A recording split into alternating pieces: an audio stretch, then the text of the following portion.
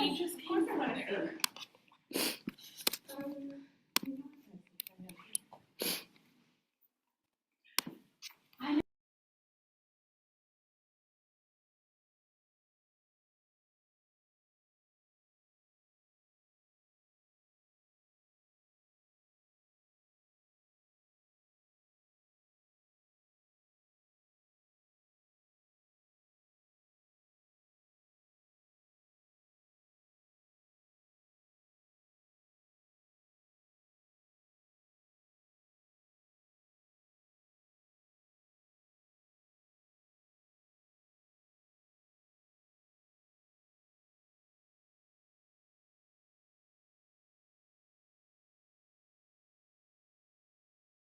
Session, May 13th, 2025 order.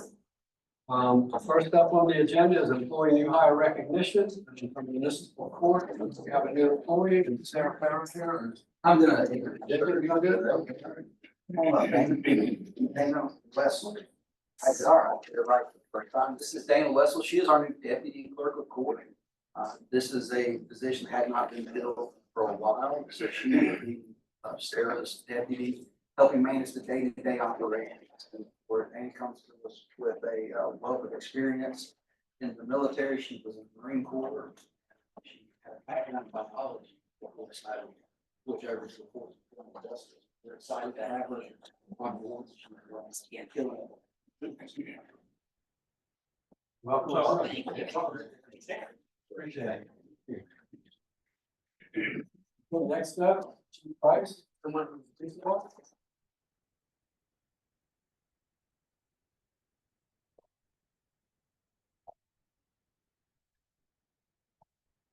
Mayor and staff and council, good to see you all. Today I'm presenting Nathan Mortimer. He has been a South Carolina resident for about 5 years. He's from Massachusetts. He was in the academic setting in MUSC and he managed student affairs. So we are so glad to have him. He's been on board for about a month. Ready to go. Welcome. Thank you. Thank you. Okay, next on the agenda is interviews for applicants for boards, commissions, and committees. And first up, Parker Moore. Reappointed. Parker, George up front. You don't either. I'm gonna ask this of every interviewee, but if you just tell us a little bit about yourself, qualifications, and why you want to seek reappointment. Yeah, sure. Been in since 2016. I'm a environmental attorney, the Beverage and Diamond, and based in Washington DC, but I work at my house in the city. And focus mainly on project development, protected species, wetlands, things of that nature. Also former species and wetlands ecologists. So it's like kind of the biological side, project development side, mitigation side, and the development side. This is one of the reasons I wanted to be on the board in the first place, and I really enjoyed it. It's been interesting, been eye-opening, but I think it's been time very well spent.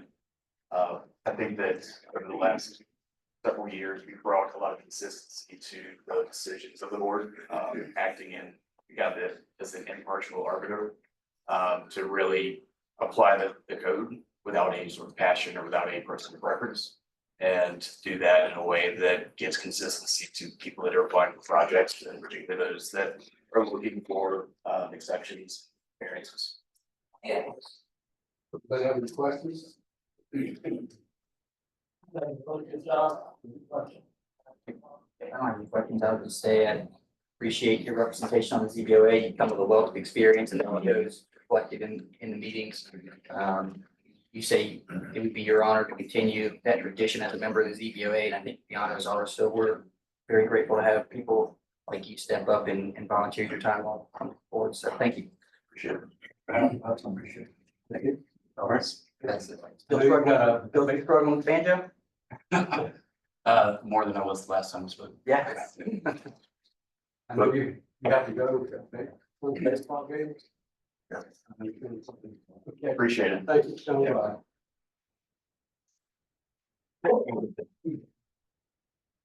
Right.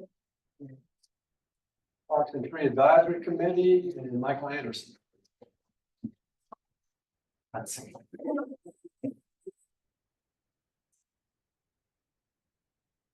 Michael, same question. Tell us a little bit about who you are, your qualifications, and why you want to be on the CTAC. So I'm Michael Anderson. I ran for the council almost 3 years ago now. I think you guys know me already. My interest for being on the Parks Tree Advisory Commission is because I'm a big believer in green spaces and the areas that we use. I use them a lot and quite often. I'm an accountant by trade, so I actually do a lot of analytics when it comes to assessing what we do with our parks. I personally have noticed certain things that could be improved upon, especially when it comes to trees and preserving the trees in our city. One of the things that when I spoke with city staff that I want to do is work on expanding the permeable area around the heritage trees that we preserve. It doesn't really do us any good when we concrete right off of 10 feet off the trunk and the tree dies after about 10 years. So that's one of the things that I'd hope to, be able to address if I was selected for BTAC. Comments, questions?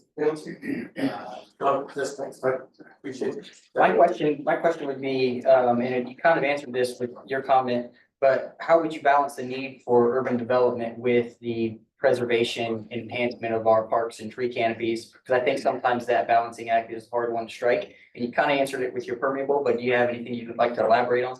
For people think that when it comes to trees and parks and everything, and when it comes to development, that they can't exist in the same space. The way that I see it is that we've always established that humanity for a majority of our entire existence has existed in cooperation with nature. So there's no reason why we cannot work with identifying areas that can be preserved. So trying to think a good example here. Essentially, sorry, I'm losing my train of thought because I'm rushing today. Can you repeat the question? Yeah, so basically the question is, how do you strike the balance of urban development and preserving our parks and tree canopy coverage? And I know that we've talked with one of the planning commission specifically about enhancing or increasing the percentage of tree canopy coverage for several reasons, but I would just wonder from your perspective, with your interest in this board, if you have any off-the-fly ideas of how we can better do that. Like I said, one of the things would be the permeability aspect. So making sure that the permeable area around heritage trees that we preserve and the trees that are planted is expanded to allow for the full growth of that tree versus limiting it and basically putting it within a box. When it comes to natives, I'm a big fan of natives because not only do they help with soil retention, but they also deal with water management. They're naturally acclimated to deal with our marshlands and any kind of runoff that we might have from other projects. I do think that the town of Port Royal does have a better plan when it comes to trees and parks than the city of Beaufort does. Hands down, they are much more specific when it comes to planting natives, and I would like to see something a little bit more in line with that. Another coastal community, Sullivan's Island, is another one that we could look to as well, where they've had good success with beautifying, but also being able to manage that development at the same time. Thank you. Yeah. Thank you, Mike. Appreciate it. Next is the planning commission, Libby Anderson. Maybe I think most people know you, but again, for the audience, if you tell us who you are, what qualifications are, why you want to be on the team. All right, well, thank you for the invitation today. My name is Libby Anderson, and I'm a 30-ish year resident of the city. I have a background in planning, I have a degree in city planning, and I've been in public planning, particularly for most of my professional life, a little stint in private planning in my very early years. As many of you know, I was the planning director for the city for 22 plus years and retired in 2018. Since that time, I've sort of broadened my experience a little bit, working with the county part-time, and that's been very, I think, enlightening and would be helpful on the planning commission to take a broader based look at the area. It's been, again, a very satisfying experience. Also, I went to the Master Naturalist program. That was something I wasn't able to do during the working career, and that was fabulous, highly recommended. I also took the Beaufort Senior Leadership Program, which you'd think, well, having lived here for so many years, that wouldn't, why would I do that? It was one of the best things ever that I ever did. It was just so enlightening, meeting a lot of new people, really understanding how everything works together. Highly recommend that if you haven't participated, or anyone else would like to do that. I also do currently volunteer at Reconstruction Area National Historical Park. It's been just a fabulous experience, meeting people, just really getting to truly value the historic resources that we have in our community and what a national treasure it is. Let's see, I'd like to continue, put my experience with working with the city, professional knowledge of planning, knowledge of the city itself, residents, continue to apply that and serve on the planning commission, sort of in a different capacity that I have been in the plan past. So, try to answer any questions. Any questions for council? First, so we don't know each other too well, but I want to thank you for your previous service with the city. And your resume speaks for itself. You've done a lot for us and in general. And I'm excited that you're willing to still continue to volunteer your time on the planning commission. First question would be, is there any known conflicts with, it looks like you're currently part-time with the planning and zoning at the county. Would there be any known conflicts for you if you were to be appointed to our planning commission? I don't believe so. I did speak to my direct supervisor about that. He didn't think so. He himself has served on other, let's say in the town of Port Royal, some commissions there. I know when I was here, we had the planning director from the town of Port Royal serve on the design review board. Obviously, things change, but I don't think so. Again, I feel like it could be asset, again, getting the bigger picture, sort of understanding projects in the county, how they might impact projects in the city, and vice versa. If there ever was an instance where there might be a conflict, I thought it would be, we could certainly check that out, or at least at a minimum, disclose it. I think that's always sort of the first thing, is to say, I feel that there may be a conflict. What does the rest of the board feel about that? Yeah, I would agree. I think that continuity between the two would be of value more than anything. So my question, just on the little bit that we have conversed since my time on council, one of the things that stood out to me is the fact that your comments, your email dialogue has centered around transparency and responsible development. So being that our planning commission is currently working through code edits, my question would be, do you have any immediate recommendations that you think would be good for a future code edit or review as it pertains to either transparency? I think one of the issues that you had spoke about before was the redevelopment districts being a staff review that sometimes would preclude the public from being able to participate in developments in certain areas. And then there are several others that have centered around missing middle housing and balancing development with preservation. So do you have any comments to that end, or any recommendations for maybe things that you would advocate for on the planning commission for code edits? I'd hate to make any recommendations without fully reviewing what has already been done, and I know a lot of work has been done. And I look forward to seeing what those recommendations are, and perhaps adding to them if there would be anything to add, but I don't have anything specific in terms of recommendations right at this time. One of the advantages of the current code, the way it is structured and could continue to be structured and enhanced, is about its, say, predictability. In term, when it's properly administered, we sort of know what we're getting. So, not that transparency, especially at the onset, is important during this time of developing the code. And I think that's been valuable in terms of how the planning commission is certainly currently handling the review of the code. I believe there's a lot of public input that's been going on, and I think that's very important. Get it right early on so that the administration can proceed. quickly in a streamlined fashion. But if something doesn't work, if we start, a revision has been made, or if there's something in the code that isn't working, I mean, my recommendation, what I did in the past, change it. Don't try to work around it, do a Band-Aid or whatever. Let's change it and then move forward, correct it. So I would hope that would be something to continue to do in the future. Don't wait till the problem gets bigger and bigger. The problem right now, let's get it straightened out so we can move forward. Thank you. I think you answered, my question, yeah, on this, like, response to Josh's questions, but, given that you were a planner previously for a number of years, so a lot of what has happened in the city, what exists in the city, footprint, is, is honest. Have you given any thought to,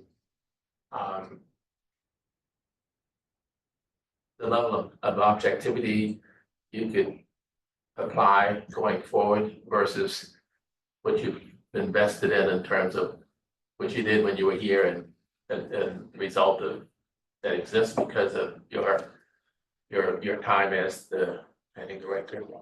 I think that's a very good question, and I would sort of maybe anticipate or thought that myself, if you will. It's been 5 years since I was with the city, so that I think is a good thing. There's been some distance that has occurred, changes in the staffing, council has changed. So a lot of things have changed. I think I've changed, sure, hopefully not too much, matured. Again, new experiences, my volunteer work, the senior leadership, that kind of thing. Just being out there and not totally focused on City of Beaufort. And that's why the work at the county has been valuable, I think, because the city is super important, very important, but there is a county and we all need to work together. So anyway, rambling on, but I feel that I could do that. I feel I bring a lot of institutional knowledge. This is how it was supposed to be interpreted, how it's supposed to read. If that's not right, let's fix it. If we're going another direction, let's fix it. Maybe I have some ideas. I don't feel that I have a pride of authorship. I was not the primary author of the code. It was a joint effort. Planning commission, the council, everyone, attorney input, private developers. It was many hands were needed to develop the current code. So I feel that I could be objective. I was concerned about that originally, and probably 2-3 years ago, I probably wouldn't have been right for this, but I feel good about things now. That could be helpful. Thanks a lot. Okay, Appreciate it. all right, thank you. Thank you. Okay, next we, a presentation on the county composting equipment partnership proposal. JJ. Good evening, council. Jared, are you coming up for the county or both of them? Right. So, council, we have with us tonight Assistant County Administrator Jared Fralix and Solid Waste and Recycling Program Manager Victoria Hoffman. You guys have seats up here. I'll turn this over to all of them in just a moment. Last month, Ashley and I met with them to talk about a possible partnership opportunity for the compost pilot program. Staff support of working with the county on this. They had some things they needed to work on their end, and they're going to walk you through what this program will be. And moving forward, if council is good with us partnering with the county on this program, we'll work with Jared and his team to finalize an intergovernmental agreement and possibly a lease document with our legal counsels, and we'll schedule those for formal council consideration in the coming months, and then participate in the program planning community outreach efforts as outlined in the draft agreement. In your package, you have the presentation that's here tonight, as well as a draft agreement. Again, we just wanted to get one single document where we had all of the basics that we knew we needed to work out. If council's good with it, this partnership, we'll work with legal to finalize that and bring that back to you for formal adoption. But with that, I'll turn it over. Yeah, County representatives. Sure, absolutely. Council, thank you, Mayor. Appreciate the opportunity to present to you guys and to talk about this opportunity with our solid waste and the composting opportunity. Bradley Harry, our Public Works Director, is also with us. And solid waste is a function inside of Public Works, and Victoria Hoffman is our solid waste manager. So about a year ago, this is all credits due to Victoria. This is her brainchild. She proposed an idea and submitted a grant application to DES, Department of Environmental Services. USDA. And we were successful in that grant, and the concept is essentially diverting a portion of our waste stream that goes to the landfill today, and then repurposing that potentially through composting activities. And as we're moving through the planning and implementation and gearing up for implementation, the initial is citing it and finding the right partnerships and key memberships. And so looking at the different opportunities are out there in parts of the counties. Again, this is pilot. Our goal is to start small, and then if successful, then we can build and add to that. So that's why we reached out to JJ and Scott and said, what do you guys think about this? And would your council entertain it? So as referenced, our goal is just to put it out there and to get some initial feedback. If there's some head nods and positive response, then we would move forward with whatever documents we need at IGA or lease agreements from there. So with that, Victoria, if you kind of want to take us through the opportunity. Go back, you're starting ahead of me now. So Jared already introduced it, and again, thank you so much for your time tonight. This is something that I'm definitely really excited for, but collectively as a whole, Public Works and Beaver County residents are really excited to see composting come to fruition. And we're just here to hopefully sharing some goals in sustainability, getting residents of both City of Beaver and Beaver County involved in this great initiative. So you can go ahead. So if you're not familiar with what composting is, hopefully you are, but don't worry, we have a great team that's going to help educate you and the public on what it is.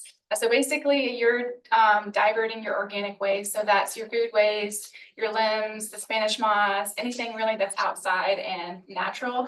It's going to be decomposing, and then it turns into what they like to call black gold. Compost has a lot of really great nutrients in it that you apply to your soil. A lot of landscapers use it on a lot of golf courses. That's probably why they're so green. So anyway, our idea is to come together with you all to implement this program, and then you can see the other great resources composting provides. And not only is it diverting waste from the landfill, reducing our tipping fees from there, but also that end product, the compost material, we're hoping to work with local agricultural producers and help them implement the compost into their soils because it all around affects the low country and the rivers and tributaries that it flows in whenever you're using those chemicals.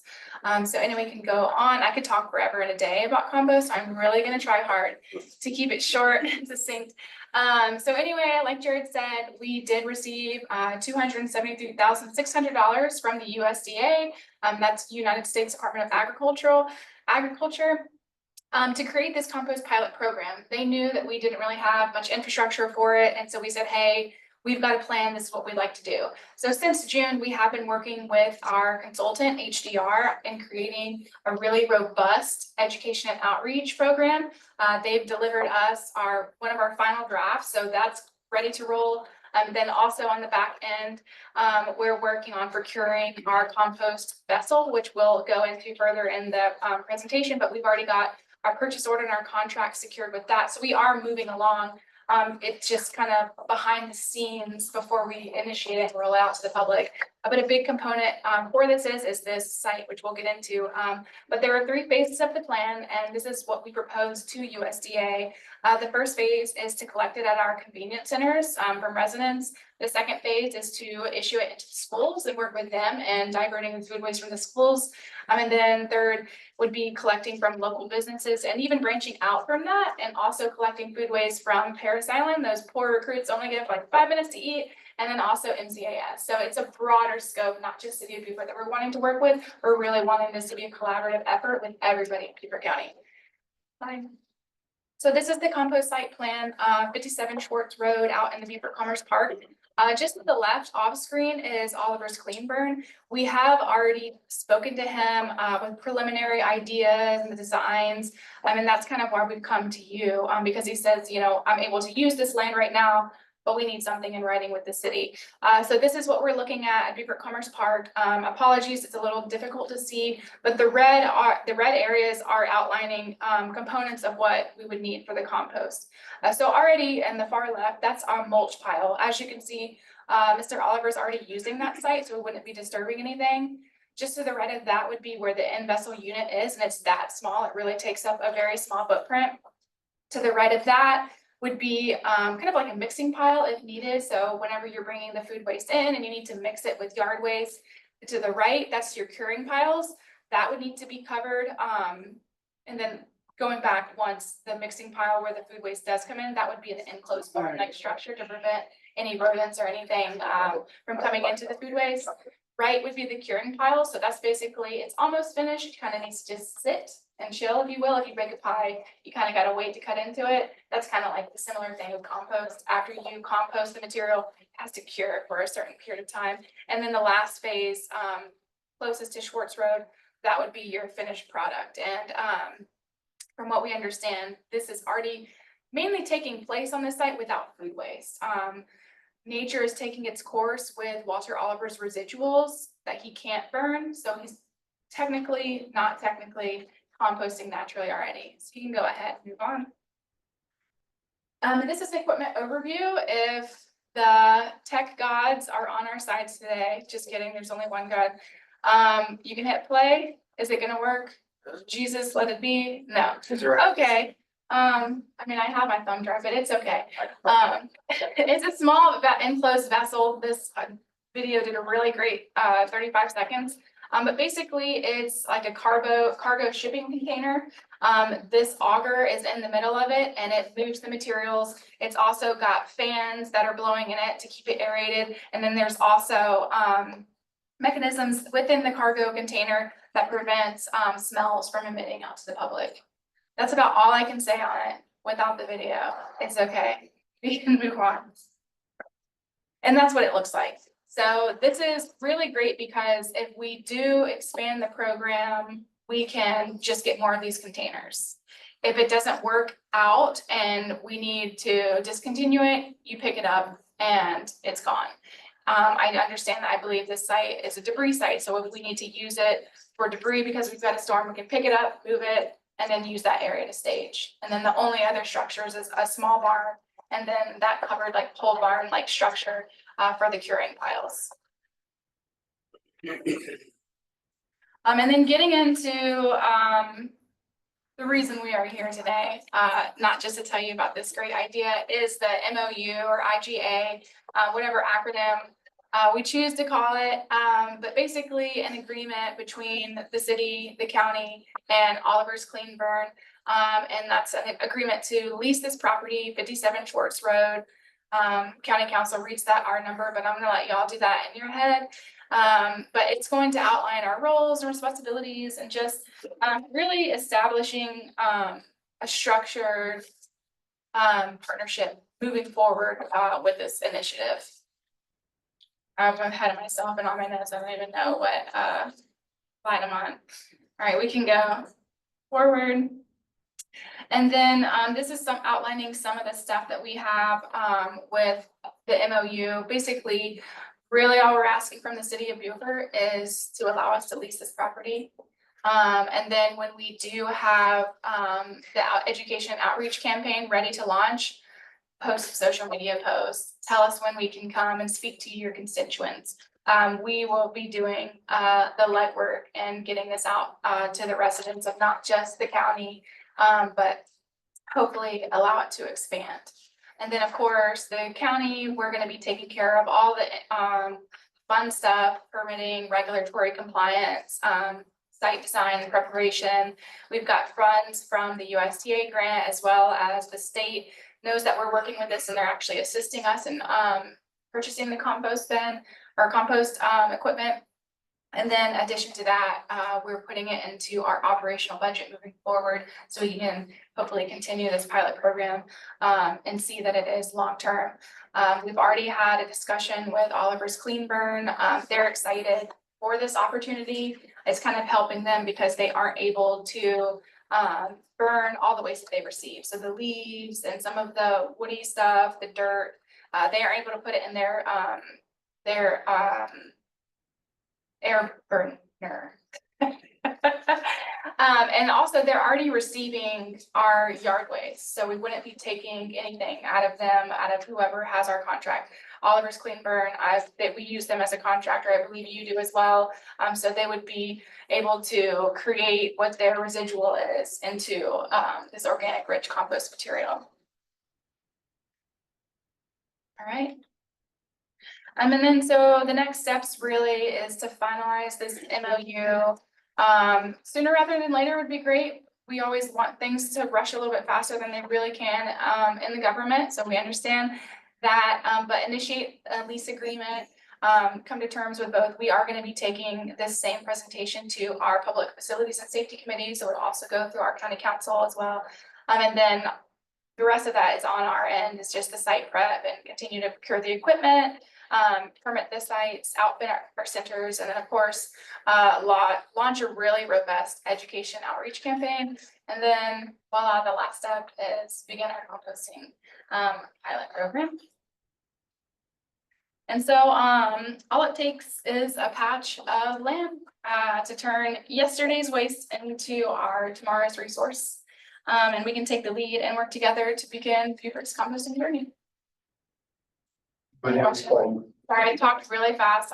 Y'all are really quick with your agenda, so I was trying to get through it. I'm just concerned is this the best use for that property right there, the Commerce Park, and having this there, will it run other people out of there? So you know that they don't want to be next to a compost station already. We got the burn, then you got the compost. I'm just concerned that, I mean, I think the idea is very good for the composting. I just don't know if this is the right spot for it or not. That's a valid concern to have. With this in-vessel system, all of the air is Loctite in there. So everything is being filtrated out. It's not like in Charleston where you see they have open windrows. So basically it's just rows of waste that they're composting at a very slow pace. What we weren't able to see is that machine composts this material in 2 weeks, 14 days, and it's ready to be put out and curing piles. So it's not sitting around for a long period. It also, this is our pilot, and this is us getting it started. If long-term, we need to find a different location, or if you guys have a suitor that comes in, that's a higher and better use for that property, that's fine too. And we can identify that and That's at least. can be put in the lease. Yeah, we can put that in a lease and give us enough time to find an alternate site. This is just for us. We're trying our best to find a place to get started with some type of program. I'm not trying to give you a hard time, But but no, it looks like- that's a it great just comment. looks like if, you know, it's the wrong place for it. That's like the right project, but the wrong place. And I feel like, you know, I'd like to see more warehouses coming up in there, and I think that's gonna, you know, companies coming in there. And I think having a compost just psychologically is gonna deter them from coming in. I do know that with Oliver's site, there is a buffer zone to where what can and can't be placed right next to him. And that's why I feel it's an ideal site, because we're not going to compete against him. And also, you're gonna be very hard pressed to find something that can be sited that close to an air burner because of that buffer requirement with what he's already doing. It's a pilot program. What outcomes are you looking for to continue the program?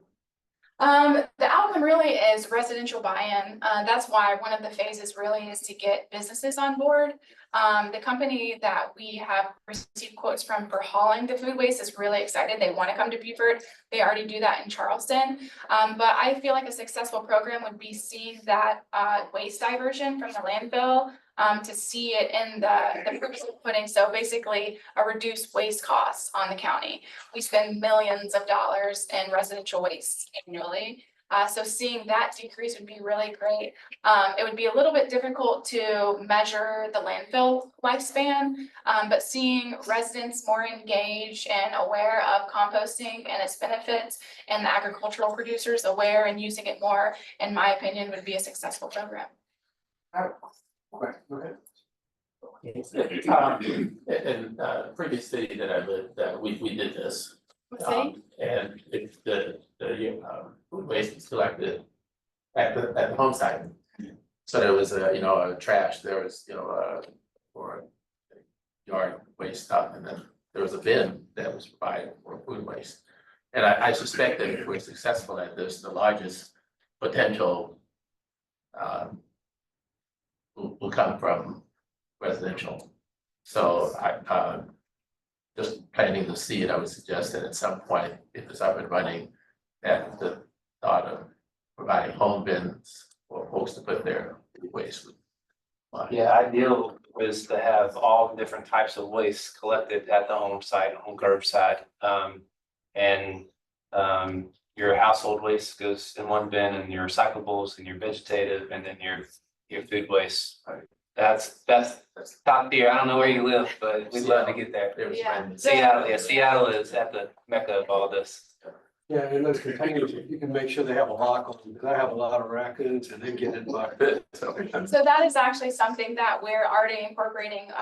We're learning a lot from Charleston and what they've done in their endeavor. And if you're not familiar with that, they started with a similar program. They've had composting for years and years, but they started this residential drop-off program a couple of years ago.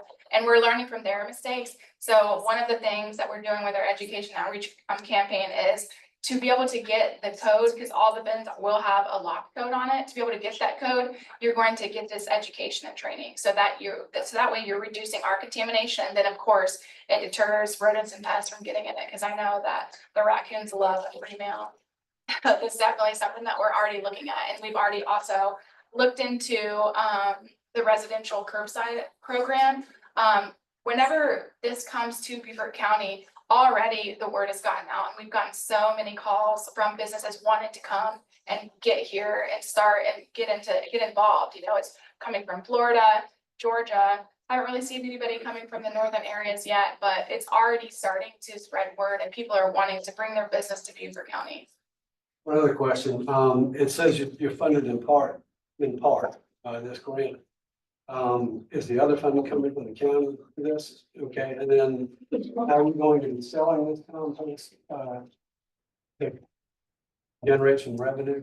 So once the lease is secured, we'll be able to further go into an addendum with our contract with Oliver's. And then through that and through our lawyers and his, we'll be able to work out something. But definitely the county is wanting to retain that compost material. So even if the city also wants a buy-in on that, so we can have signs out front in our public works yard that says, thanks to your compost, this grass is green, and the city could do the same. So we definitely want to have some of that end product so we can distribute it to residents and then the agricultural producers. But it is a really lucrative product. There's a lot of money in compost. So I'm sure Mr. Oliver will probably want to retain a bit of that too for himself. There'll probably be a revenue split Yeah. there with the operator, and then whatever funds that would be received on the county, we pour back into the program. The questions before I go to the public? No, mine was one and the same, so I appreciate the energy for compost, and I think that it's a really good thing. I question whether the Commerce Park, dead center of the Commerce Park is the right area, or maybe we have a better parcel that would be more favorable. I think that if we did move forward with a lease agreement, structuring it to where we could have the opportunity to maybe relocate in the event that it was successful, but that wasn't the best location, because that would be my immediate concern as well, is other manufacturing industries or aerospace or the other businesses that we're trying to bring into the Commerce Park would shy away from the idea, even more so than the issues that already exist in that Commerce Park. But now you have a compost next to a clean burn. I've already, and it's just, you know, hearsay at this point, but I've already heard of complaints with ashes on vehicles and stuff from the activities that are going on. So I question whether or not that's in the right spot as well. But I really love the idea, and I think that getting some momentum and traction in a composting program regionally is of our best interest. So I want to support it and I want to be a good partner. But immediately I do question the location as well. If the location's a sticking point, we'll entertain anything. We're trying to get something cited. If you have an alternate site, anywhere, and you guys as a partner, would be helpful to help us just initiate it, whatever that may look like. Lot that you just cleared from that building across the street. It's getting a parking I'm lot. joking. I think for me, we put enough on the table here to where Scott and JJ can maybe put some brain power to it and see, you know, if this isn't the best location, where it might be. But definitely with us having a seat at the table and being a partner in this effort, because I think generally the consensus sounds like from this body is to support a composting program. If the composting is not adjacent to Oliver's clean burn, do you lose some efficiencies in the operation? It does. What Oliver provides is they've got a scale. They're already doing the process. So them as the vendor is helpful. And if it's off site from that, then there's going to be more cost incurred for us getting it started. So it is efficient as far as that site. Understand the concerns that you guys. I can say I did reach out to some of the counties in North Carolina that I worked with that have similar setups, and everybody was very impressed with the boxes and the smell. They said they didn't have the issues that you would think you would have. That was my first concern when I met and talked about it. What's the curing time? So after it comes out of that box, what's the curing time? Off the top of my head, I cannot say it's not really a time, it's really temperature that it's needing to be at. So you can kind of say a roundabout time, but typically what you need is for it to reach a certain temperature for a certain amount of time per the DHEC permits for it to be actually cured, because that's all those bioorganisms breaking off and reaching that full capacity. Okay, and then just to make sure I understood. In the beginning, at least, this would be people bringing their waste to this compost site, To the convenience center. to the convenience center. Yes, and then the county from would there. haul. Okay, Then the county would haul and then weigh, because that's how we're going to measure our metrics, is weighing at the site with the scale that's already in place. so there'd be an additional dump at the convenience center for composting specifically that doesn't currently exist, right? Correct, yes, we actually already have a shed structure at Champlin that we've already installed, so that's one of the first sheds that we're going to, and the locked bins are gonna be there with the signage on how and what to do. To also engage other residents, and then there's the opportunity to, if put one off to the side, that's what they do in Charleston. It started actually at public places and then merged into. Charleston has a program similar. Yes, sir, yeah, we were looking at, City of it Charleston. is the city of Charleston, and then it merged into the county as a whole, so city of Charleston started it. And honestly, they shared their whole Google Drive of documents for this, so they've been really helpful. We're modeling Something you after share with them. us. I will ask if it's okay. I do know that Katie McCain left the city and went to like Colorado maybe, so I'll reach out to her and make sure it's okay. In addition to that, New Hanover County has been another location that we've looked heavily into. And they also have an in-vessel system that they compost, and it sprouted wings and just flew, and it's been really successful. I mean, you have to get a weight. They're in the schools like we want to, so we're not inventing the wheel at all. We are looking at East Coast cities and areas closer and similar to our climate to make sure that we're modeling a program similar to theirs. And then one more thing that you mentioned with the enclosed vessel, Clemson actually has a similar unit that they have on campus. And nobody complains about the smell or odors or anything like that. Everything's enclosed. So it will be the first of its kind in the Low Country. So already we're making waves with just procuring this equipment. We just have to land home or a piece of property. Other questions, comments, or open it up to the public? I've got several people. This gentleman first, and then. So there's no additional cost for that. Us taxpayers, right? Y'all are handling the entire cost. That is correct. We're no additional cost to taxpayers. At no point in 200. time. Well, it's It'll be all, all the way Yeah. from now until it's over. Yeah. well, so, Well- there's no cost to the city that we're asking for. And then the county's costs are encumbered already within our operating budget and our current So our, tax. nobody's taxes will go up to pay for this at any Not- time. Their At any present day time. taxes is what we're using to pay for the. The what? Whatever you're paying in county taxes today. So our property tax won't go up down the road to add additional recompost, and this is all voluntary for residents, and really, I live out in the community, and I can guarantee you, you might get a couple of people that are really concerned with their household kitchen waste that might go to a convenience center, the rest of them are just gonna throw it in the trash can like they've been doing forever. So how do you handle that? That's where the education. Education, And I was stationed at Campbell getting- June for 20 years, and we never had a problem with any of the waste from our chaw halls because the trucks came, picked it up, and took it to hog farmers, and the hog farmers basically fed it to their hogs, which recycled everything. That was actually one of the first things I looked at whenever I came to Beaufort County. Unfortunately, we don't have hog farms like we do in North Carolina, or actually in Las Vegas. A lot of food waste there goes to hog farms. It was actually the first thing that I looked into in Beaufort, because the first thing you should do is divert your food Right. waste to living creatures. Unfortunately, we don't have that here, but we are going to target kids in schools, and that's why that's the second phase of the program. So once we have our centers outfitted, you're gonna teach your kids, and I don't know about y'all, but I've got 3 kids at home. They learn something at school, they come back and tell mom and dad, hey, we gotta implement this at home. So that's our goal, is to get kids while they're young, so then they can educate their adults. And then also, we're, like I said, we have a robust education and outreach campaign. We have a recycling coordinator and an education outreach coordinator. They're going to tackle the education component. And I understand something new and sneaky Well, like you're food waste just is scaring me hard. when you start talking about the school system, because we already see how some people are trying to invest certain ideas into our school children to begin with, that everybody out in society isn't agreeable to begin with. So I'm not saying recycling is bad, okay? I'm not saying taking kitchen waste and sending it to a better place is bad, okay? But long-term, I really don't see the community getting on, you know, I can see you maybe being able to pick it up from restaurants and the chow halls. But forcing individual, I mean, we've already got 2 trash cans we gotta take out in the street. Now you're gonna add a voluntary place out here somewhere else where we gotta take our kitchen scraps. We can't get people to bring the trash cans in after trash day. And now we're talking about all the rodents and everything else.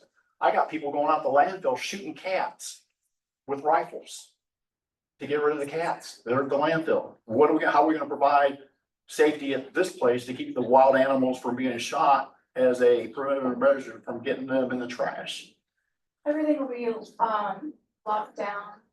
Like we've said, we have looked at New Hanover County, where they have a barn-like structure that closes everything off and all of our bins. I mean, just like the centers, we have a lot of food waste at our community centers as it is. It's sitting there and being taken to the landfill, and this initiative is trying to divert that material. So the food waste is already out there. It's just going to be more directed to a positive place for the community. Can I ask you to give your name and address for the record? My name Yes, yes. Oh, Dennis Erickson. ERICKSON, What's the address? 901 McTier Circle. Jesse? You want to stand up, your name and address? Sure. Jesse White, 308 Battery Creek Road.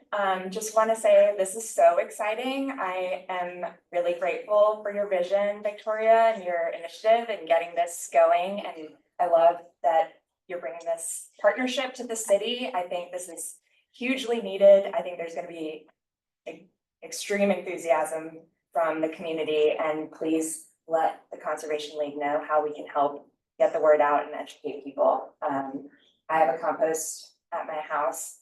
It is the biggest misconception that it smells. If you're doing it right, it does not smell.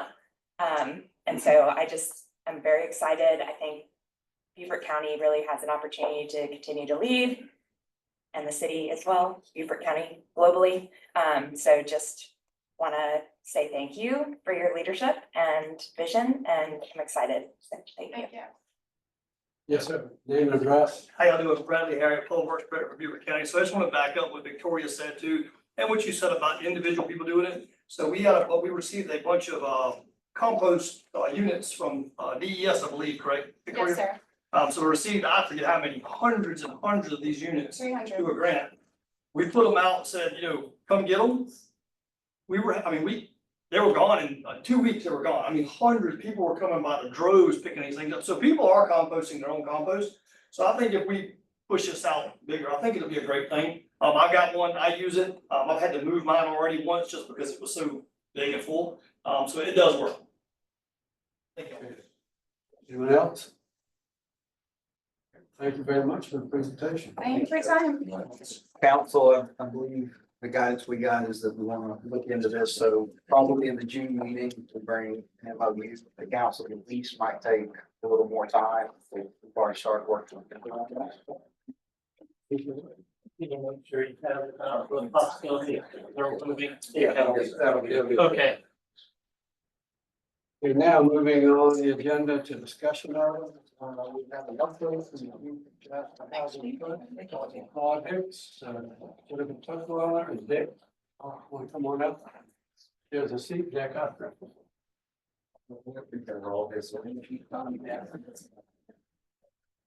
Jennifer refused to come there. I think she's scared. I'm not fair.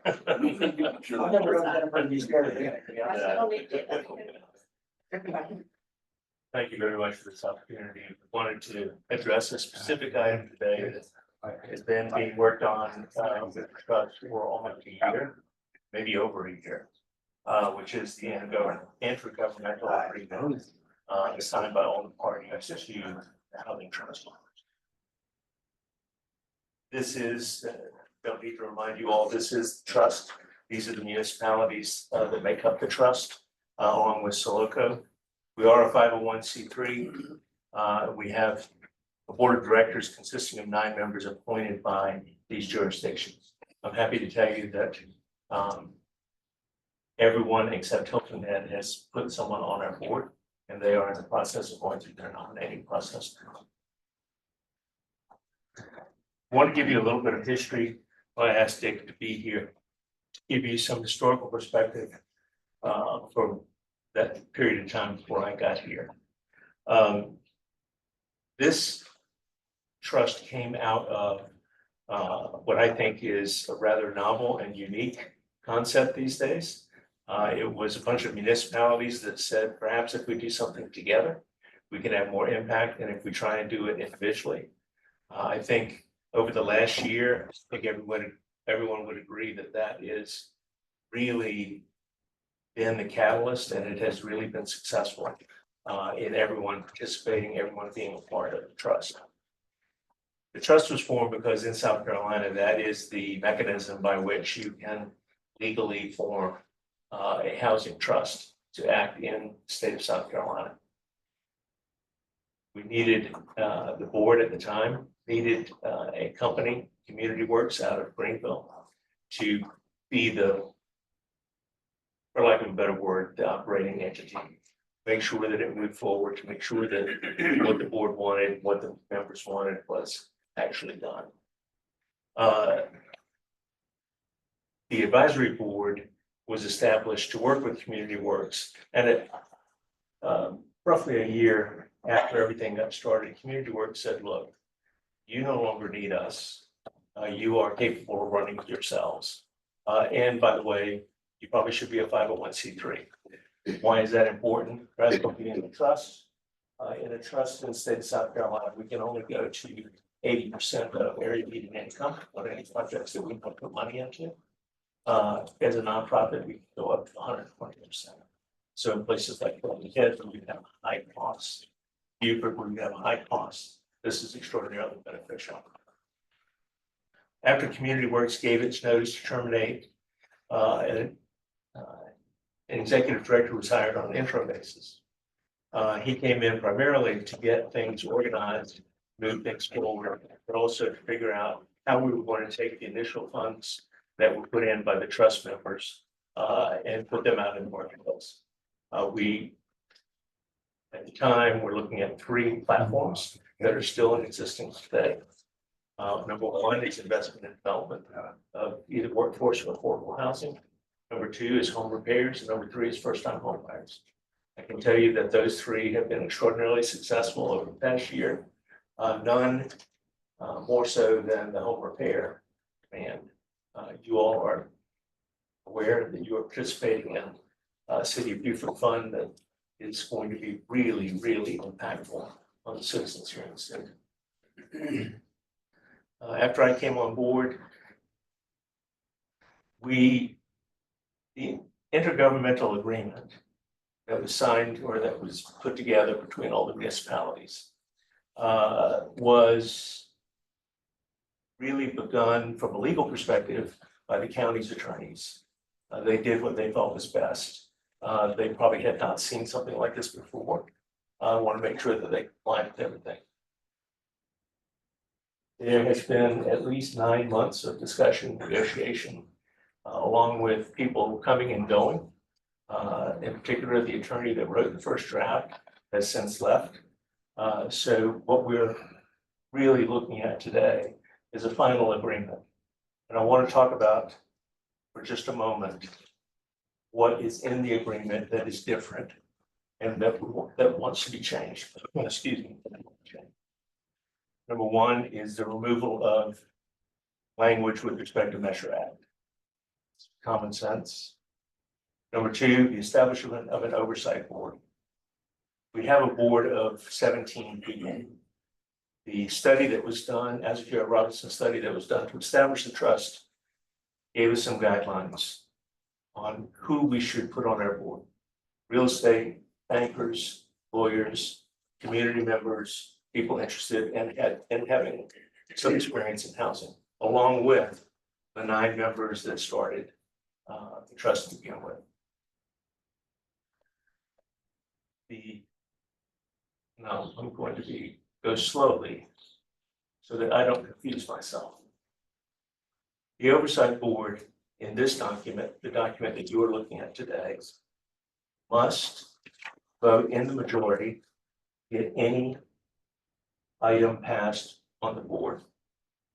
So before, for example, if you could not get a majority of the oversight board, a majority of the county and city members, then anything that's brought before the board would be denied. It's a safety measure. It's a backup. Make sure that we are doing what the original 9 oversight members want us to do. The document also makes sure that we are, I'm going to skip over the dissolution clause. The attorneys want to make sure that every base is covered. The dissolution clause essentially says what happens if 501c3 no longer moves forward. Very simple with respect to the dissolution of 501c3 and the disbursement of funds that are in there. Jurisdictional withdrawal. If a partner wishes to withdraw from the trust, there is a mechanism inside this document also that says they need to give us a written notice that they are withdrawing, and they must pay the next year's dues. So we want to make sure that the trust has enough time to absorb anyone that wants to get out. So far, there has been no indication from anyone that they would even look at leaving or getting out. Everyone recognizes this is a program that is extraordinarily successful. And the fiscal agent clarification merely states that we now are the fiscal agent of our own 501c3. It removes Community Works from the original document and replaces it with us. That is really where the meat of this document is. It has been gone over by a number of attorneys associated with not only the oversight partners, but the county. And I think it is the best version of a document that we can get. Intergovernmental agreements are difficult, but this has been really pared down into a simple document that talks about what happens if this happens, but essentially establishes the trust as the 501c3 that it is and allows us to forward. Happy to answer any questions. Could you share again the relationship between the oversight board and the board of 17%? So if the motion comes before the board for a vote, and it cannot achieve a majority of the oversight board, it won't pass. So the oversight board is made up of the 9 appointments from the different partners, right? Correct. So essentially, you would have to have at least 5 of those members vote in favor of whatever came before the board. Right? So if you had the other 8 members that were at large say that they want to go in this direction, it wouldn't matter unless you had the majority of the oversight board also in favor of that. Correct. Okay. And really that was to ensure that 2 things. Number 1, that we are communicating effectively. But number 2, gives people who put up the money comfort that okay, if our representatives view this is something they shouldn't do, all it takes is 5 minutes. Any other questions, comments? What's the next step in this process? Are we expecting some communication from the county with an IGA attached to it, or? So the county has done its version of the IGA and it has passed its version of the IGA. We will send the IGA to all of the partners. And just say, here it is, please review, let us know if there's something that you want changed. What we don't want to do is we don't want to go all the way back through the process again. So if there's something that you want changed, what we probably do is just add it as an amendment. Done. Just for further clarification, would there be any matters that would be brought before the at-large members, or is everything brought to the entire board of directors? Everything is brought to the entire board of directors. We are fully transparent with, we publish our minutes on the, on our website, so fully transparent. I'm the city's representative on the board, not necessarily the chair. I can tell you in the 2 years we've been there, we've had one motion that did not have unanimous approval. That one happened to be because somebody was being appointed that the other person didn't have a relationship with, they wanted to spend time and interview. That particular person wasn't available to interview, so it's just a timing sort of issue worked out. When I was asked to go on the board as the city's representative, the task I was given was that this was sort of investment on the front end to organize a group that should become self-sustaining, which is what the Aztec province says. Housing, as you know, is not limited to geographic boundaries. A lot of people work in the city, live elsewhere, a lot of people in the city work elsewhere. Workforce and affordable housing, and which is across all of those. Now, I am, as you are, acquainted with people that think real estate development is a very simple matter. You just go pick a permit and know what you want. It's nowhere near that. Roads, sewers, the rest of that. Add to that a layer of federal oversight with HUD, a layer of state oversight with South Carolina housing. It is a very complex environment. We're fortunate that we have someone who Claude's experience and Jennifer's attention to detail that we are making great strides here. Claude's being a little bit modest, but in the period of time he has been here, we have become one of the designated authorities to represent South Carolina housing in their repair program in this area. And the city's been a partner and we're helping things that should make a difference there. The Black Chamber is represented to do that too, but only for houses that are newer than 1978, because there's some training later on that basis. Claude is now the state's representative on the Federal Home Loan Bank for affordable housing for South Carolina. That gives us additions we didn't previously have access to. He and the organization are now involved with South Carolina Housing and working to consider QAPs, which are a measurement that the state housing authority uses to see if they can have tax incentives and other things available in your area. Give you an example about how that progress is needed. In the previous year, the statement from the state was that tax incentives, which is your primary tool for development, were only available if there were 1,000 jobs within a mile of the site where you wanted to do that. And there was no place in Jasper County that qualified And I'm not sure there was any place in Beaufort County that qualified except being near, right near the air station. They, as I understand it, talking to a person who's doing in that area, and correct me if I'm wrong, Claude, they've listed Jasper County as 100% rural and eliminated them from any consideration about those taxes. So there's some work to be done locally. There's some work to be done elsewhere. This is not people standing around trying to build this stuff, waiting on you to give them permission to do it. It is a very complex and multi-tier procedure. Great news, though. So we've received some private sector financing. We've received some money from the state, and we have some transaction hopes that we will get to be a self-sustaining entity at some point in the not too distant future. Having that makes me say to you that investing my time to do what I can to help this organization achieve the goals that I was asked to help to take when I joined them has been because of my experience in building organizations and equity and personnel and staff. So we grow it into something other than just something that takes your money and distributes it to somebody else. This organization's on that path, on the leadership team we've got here, the board here. That's exactly where we're headed. The Azekura Robinson study that Claude mentioned is on the website for the Housing Trust. You're certainly welcome to look at that, as is anybody in the public, see the recommendations that they had. They recommended that we add finance, real estate, and legal expertise to the board so we can make better decisions, which we have done. And I've got to tell you, it's very enlightening to see those people sitting around the table and figuring out how we're going to address this housing crisis. And I appreciate your opportunities. Any other questions? Any questions? Back to the public? Okay, hearing none. Thanks, Claude. Thanks, Steve. Thank you, Jennifer. Appreciate it. Next up on the discussion items is the IGA and governmental agreement with Indigent Defense Services, Town of Austin. JJ, you're on deck.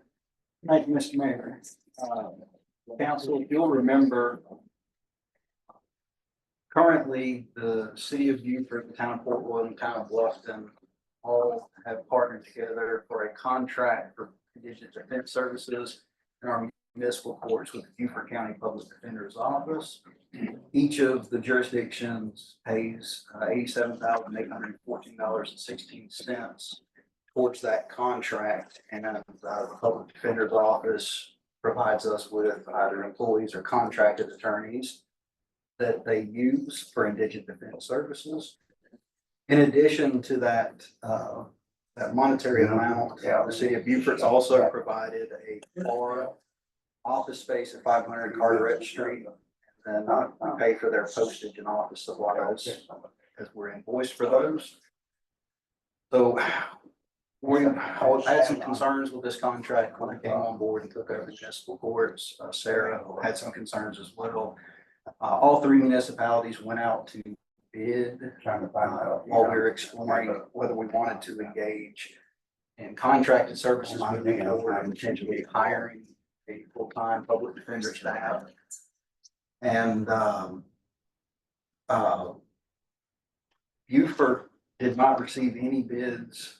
Bluffton received a couple of bids, and Port Royal received, I believe, one bid. Port Royal has chosen to proceed with County Councilman David Bartholomew as their contracted public defender. And we had some concerns there since he is our appointed liaison with the county council. And he, based on his schedule, really just wanted to do Port Royal. I did meet with him and talk to him about the options of working with the city. Bluffton plans to move forward tonight with the agreement that you have before you here with Carol Miller. Carol Miller is currently a contracted attorney with the Public Defender's Office. So she's already providing legal services to us. It would be a relatively smooth transition. And her bid for Bluffton was actually for both of us. She did $140,000, and the agreement before you today is that we would split that $140,000, $70,000 each between the two municipalities. I will note that in my my memo to you on page 39, I have a typo here. I said that would be a savings of $7,800. That's supposed to be $17,800. We are planning to keep, if we move forward with this contract, between $5,000 and $10,000 for potential conflict counsel. There are occasions where two people may be arrested out of the same incident, and there's a conflict for representing them, so we may need to have another attorney set for that role. So there are those potential costs, but we don't know exactly what those will look like this year, but we estimate that they should be well under $10,000. We did explore the possibility of hiring a public defender or two public defenders or a public defender and an administrative staff. We explored those options, and there was no way to do it effectively within the $140,000 bid that we received to do it jointly with Bluffton. And so staff's reviewed all the different options, worked with Bluffton throughout this process, and we believe that this is the most fiscally responsible and operationally responsible opportunity. This agreement for indigent defense services that you have in front of you has been reviewed by the Bluffton's legal counsel and our legal counsel. It has already been executed by the law offices of Carol Miller, and Bluffton is executing theirs tonight. Staff's recommendation to council, if you're good with us proceeding in this manner, would be to bring a resolution for approval to the June 10th meeting, and then would go live July 1, 2025. Does council have any questions about the contract or how we got here? I have one. Yes, sir. So on page 44, bullet point 4, it says attorney shall not have any conflicts of interest with any criminal case where the town of Bluffton is prosecutorial or arresting agency. Right? So I didn't see any language of the same to protect Beaufort, and I didn't know if it would be valuable for us to add language to protect us for any conflicts of interest that may exist along the way, or no? That has been addressed. I apologize. This is the 327 copy. I have provided you with an older copy of the work. Okay. It was an attachment. That's my fault. We did catch that, and City of Beaufort is mentioned in every bullet point. Okay. Here. And we'll make sure that's captured in the one we bring to you. That's the only concern that I had. It looked like it's cost savings for us and the best option on the table. So Appreciate it. Yes, sir.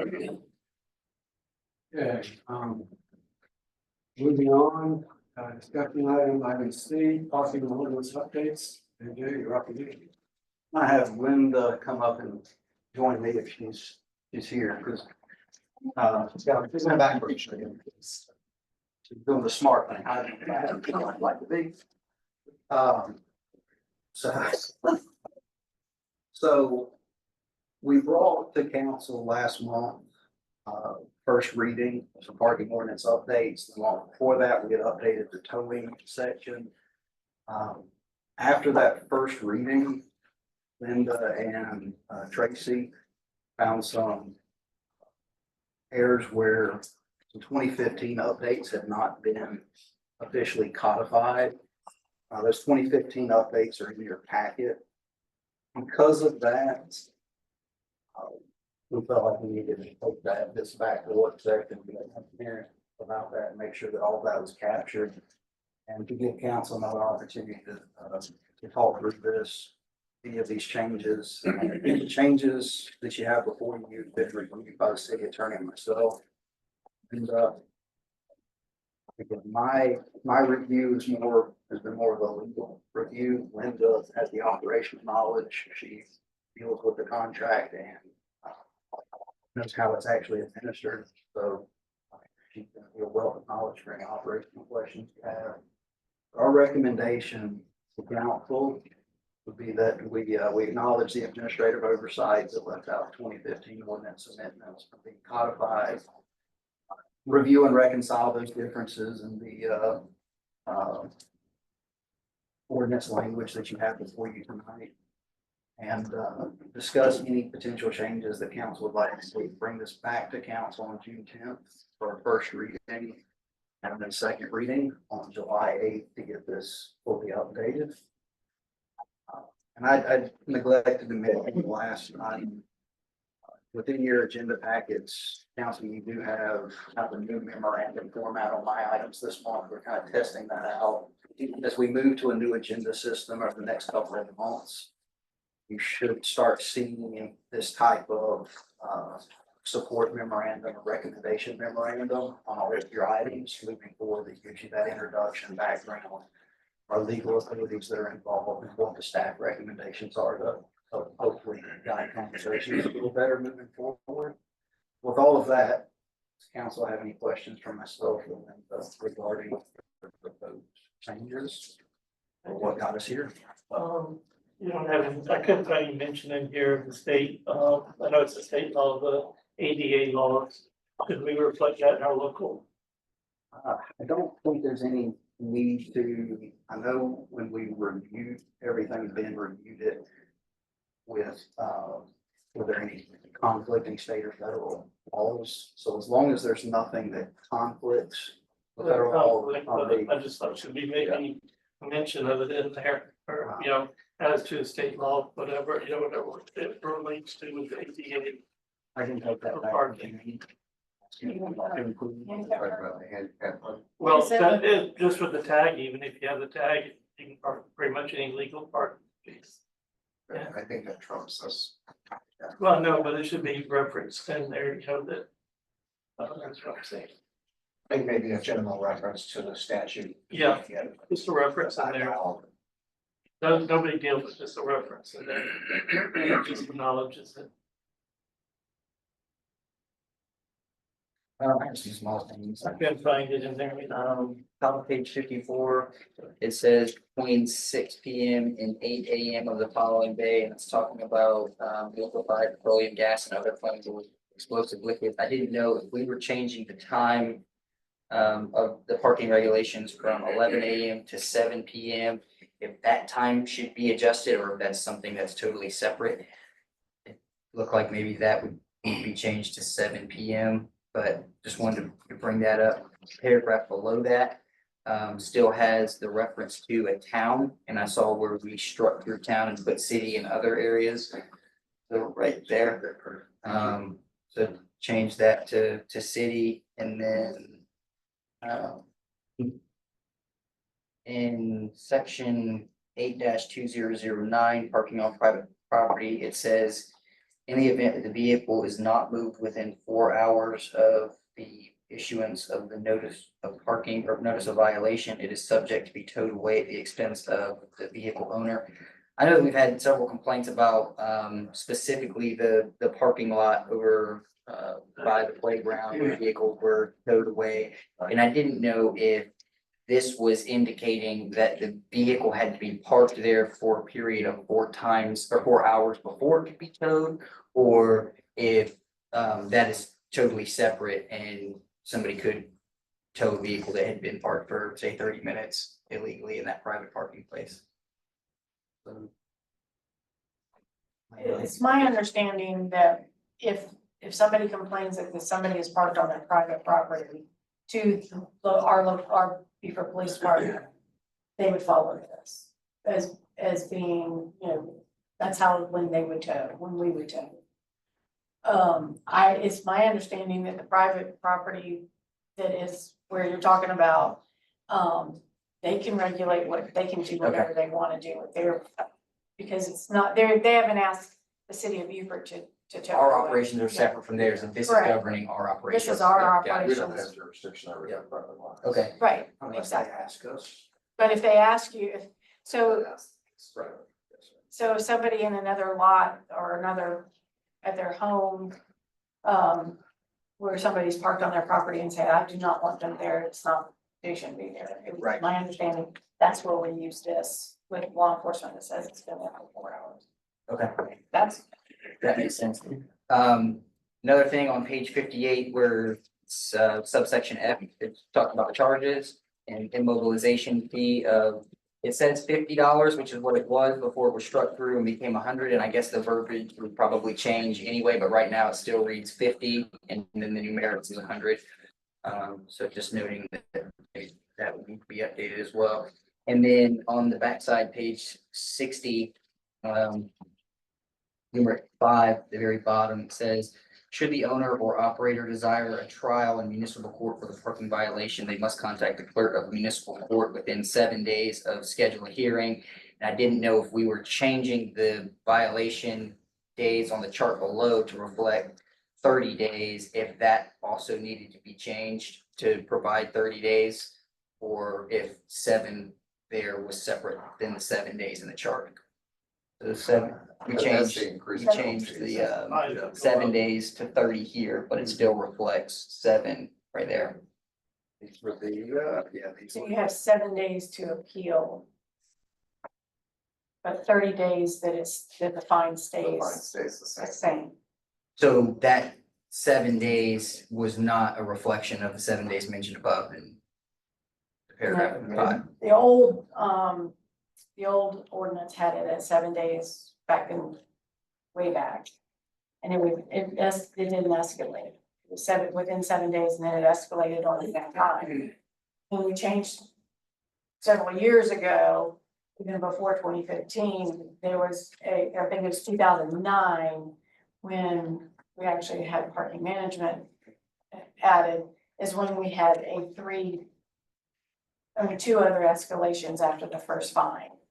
So it was changed a long time ago, but in order for you to appeal the ticket, you can request a trial before the judge within 7 days of the hearing.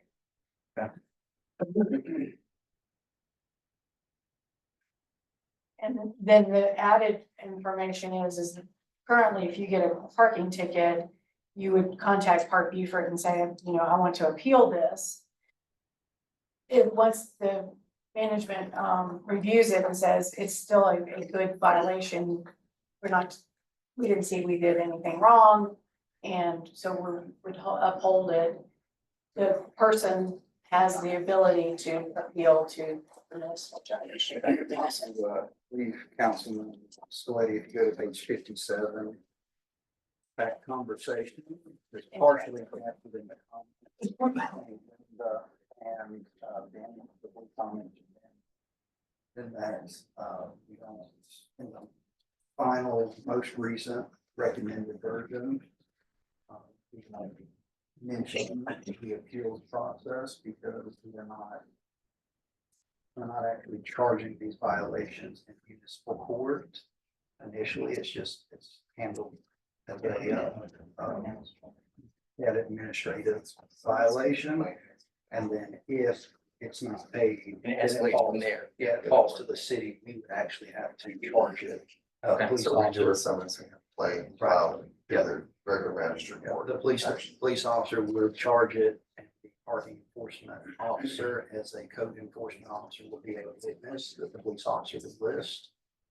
It would be pursued, so there's actually no need for a formal appeal to the municipal court and be dependent. That makes sense. Yes. Thank you. Other questions? Nothing in the public? Do we have anything to do to the bicycle parking? Or is that only for vehicle parking? Yeah, we've got like one bicycle rack downtown on the waterfront in the park. I talked to Safe Harbor, they say it's not theirs. I talked to the park district. They said it's theirs. But yet, when I talked to them about all the bicycles that are parked and chained to that one bicycle rack, a lot of the tires on the bicycles that are actually locked to the rack are flat, which tells me they haven't been moved in some time. But nobody of any authority has done anything to remove the bicycles from their current location, knowing full well nobody's riding them, which prevents other citizens from parking there. Actually, we're getting ready to address that. We're gonna put notice on, we're actually getting ready to address that. We talked to the police department about it and Public Works. we're gonna put notice on the bicycle rack that if you don't move this within a certain amount of time, then we're gonna remove the bicycles. So we're addressing that. Can we add maybe an additional one down by the playground so parents could ride bicycles with their children to the park? Just an idea. Good one. Thank you.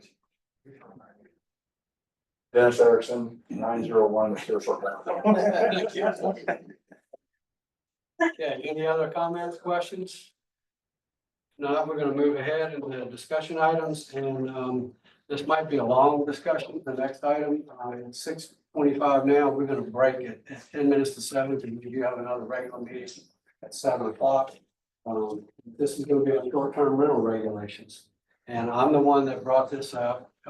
We've had some complaints. We've also had some issues in my mind with some short-term rentals, and I'm kind of confused, so I'm gonna ask Kurt, I hate to put you on the spot, but if you could come up and, do we still have a software program that is tracking the number of people who are using short-term rentals? Yeah, business license does, that's, uses GIS. But I'm talking about, catching the people who don't get the permits. What that is. The GIS will do that? It Okay, has by neighborhood, how many are left, okay. if it's full. Yeah, and we've had a lot of complaints lately about some issues with short-term rentals. And just for the public's knowledge, these short-term rentals, the cap is 6% per neighborhood is based on platted lots. Is that correct? Okay, if you have a primary residence and 2 ADUs in the back of that house, we have a total of 3. If they're all short-term rentals, so they get 1 business license for that property? You know, I'd have to defer maybe to Alan, he's here, because it's business license that regulates that. They have an inspector that goes out and inspects all the short-term rentals, or I think it's Justin. I'm just curious, under those 3, if they're on one piece of property with 1 business license, does that count towards the cap? If they have 3 on just one property, The 3 different units. yeah, I'd have to, since we don't, my department doesn't regulate it, I guess I can. I'm the only person, but I don't mean to put you on the spot, but these are some of the questions I've had. Well, I think the cap goes according to the parcel and not the number of rooftops. Parcel. Correct. Yeah, so we'd have to find that out. I would think that each individual short-term unit would be handled separately, and if it's not, then that would be the appropriate direction. I mean, if it's based on parcel and they had 3 short-term rentals on that same parcel, all 3 of them should count as 3 separate business licenses towards the 6% cap. And I would say additionally, when we review this, we would need to review some of the exemptions that were in place that maybe made sense at the time, but don't now. I know that T4N, I don't think there's a cap on T4N at all. And some of those pressures that we're hearing complaints from are in areas that are zoned T4N that may be well above that 6% cap. I would question the accuracy of the website just because it looks like the most recent update was from 2023. And then it shows that we have count of 227 short-term rentals with 144 of those counting towards the cap. That means all of the additional units are not counted towards the cap for one reason or the next. And then the mayor brought up a tracking system, and it's kind of exactly where my mind was on this issue is manually, I think short-term rentals has proven to be something that's very hard to keep track of if you're trying to do that with a department and somebody manually keeping track. But there are software systems, especially with AI coming into play now, that's what they specialize in. And I think when compared to adding additional staff to handle the demand of new short-term rental units, it would be much cheaper to have a system that tracks that for you. One that I looked up and was going to make mention of tonight was Host Compliance. And it is more tailored for smaller municipalities. And that's exactly what it does. It tracks all of those short-term rentals. If somebody is operating without a license, it flags that. And so anyway, my mind was in the same place, and host compliance was one of the softwares that jumped out as being the better ones. Yeah, not sure. And we do use host compliance with things called branding. Yeah, that's why I said. We've been using that. So that's what for- we use? Yeah, we've been using that for a number of years now. I knew we used it before COVID, so everyone can check for us, how to identify, so that you know what those websites that come often up pretty quickly, so they. So why does our data seem to be old? I may have to look into it a little bit. In the past, we used to try to update it monthly. It may have been a while since we updated that information on that website, and I can do it. It doesn't look like it's been updated since 23. Okay.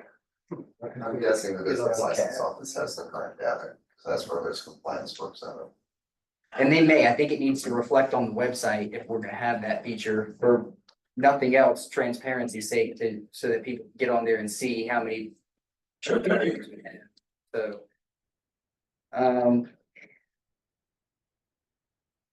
So we have situations now where there are 3 short-term rentals on one parcel. And if we consider going to a situation where we restrict that, where the lease is considered, it has to have their own business license.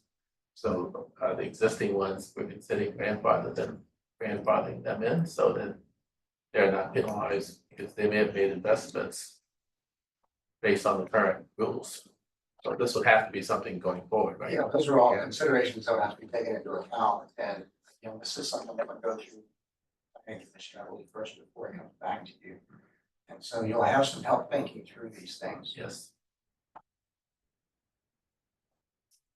I would think just from a compliance standpoint, they would have to be separate. I mean, if I had a primary residence and I had 2 ADUs that I wasn't renting those out short term, but I did my primary, rented that out, and in a year decided I was gonna do the 2 in the back, there's nothing that says that those 2 in the back are in compliance with what our regulations are for short-term rentals. So I would think that you would have to go separately and get it differently. It wouldn't even make sense for you to say, well, you're doing a short-term rental in your primary residence, so by default, you could add 1 or 2 without coming back for an additional license. So I'd find it hard. Short-term rental in your primary residence unless you change the tax status.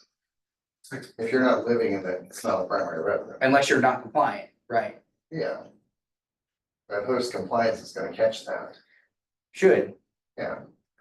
Yeah. I mean, that's the theory. Yeah. So. And one of the exemptions is if you rent a part of your home and you live in the other part of it, you're exempt. It doesn't count towards the tax. If you live in the other part of the house. And likewise, if you have a property that has a guest house on it, it's on your property, that also counts as an exemption. If you're in the primary residence property. Owner occupied. I would say primary residence, I won't say owner occupied. Yeah. Right, we had some complaints about certain people who have short-term rentals, and I think we need to be looking at what are we gonna do in terms of, I don't know what we do now, other than they call the police and the police come by and tell them to stop or whatever. But should we have a 3-strike policy? I mean, We just send code enforcement, so that's on my. Hilton has a 3-strike Our policy. ordinance has a. Does it say 3-strike? Yeah. I don't know if it's. I would say 3-strike. So the code enforcement is under here. Right, so permitting is under Alan, the regulations are under me, and then the enforcement's under. Kind of a split. Can we have it? We can usually. If Ken's been there, let's say 3 times, does he Yeah, a lot of pull, those properties, that's common. does he pull their permit? I mean, does he pull their business license? He usually does an inspection, and. Whatever.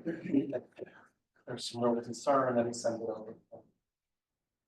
So Kurt, this is all part of the chapter 2 and 4. Yeah. Review, which will take place in June at the planning. Yeah, next month, so if there's a lot of ideas you have, we can. Maybe we can just list some of the things that you want to address, maybe we can send them to the planning commission. Begin addressing them, and I can get with Alan and his, and Justin. Get an idea of all the issues. And well, one other big problem I see is clustering. you have some neighborhoods where you may have only a couple of owner occupied homes. Rest are all short-term rental. And they were very close, could be right next door to one another.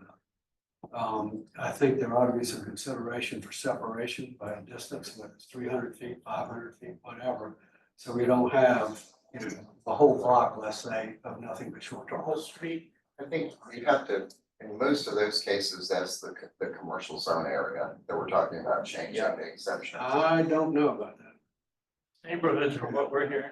Yeah, I've heard that. I'd like to see that. Yeah. Because I think that there is some protection there from natural standpoint, but what we can. Yeah, we need to look into it. So again, the cap is the cap, and when we discussed it with the original ordinance, the point was that the cap was to protect the neighborhoods. So I don't know that you can indiscriminately go in and say, but we'll put the cap on there, but it has to be, 8 residences apart. To do that, you either go with the cap or you go with the density. You can't do both, because then you're not being, you're not being conforming across the whole city. But, okay, well, but I'm thinking, in some areas, you could have a whole block, let's say, full of short-term rentals, and basically you've got a motel right smack in the middle of a neighborhood. Well, I think the first thing is understanding how those licenses are distributed, and if it's one license for, say, 3 short-term rentals, or if in fact it's 3 separate licenses that all count toward the cap, and then reviewing those exemptions to see if it makes more sense to add a cap even in the commercial T4N zones as well, which I think it probably does. But having the planning commission take a look at some of those suggestions and having their minds come together and maybe provide some kind of recommendation for moving forward seems like a possible next step. Okay, any other comments from council? If not, I'm gonna open up the. If you have to please come up and give us your name and address. We want to get your picture on the screen. Yes, it's this way. As a camera. The camera shoots that way.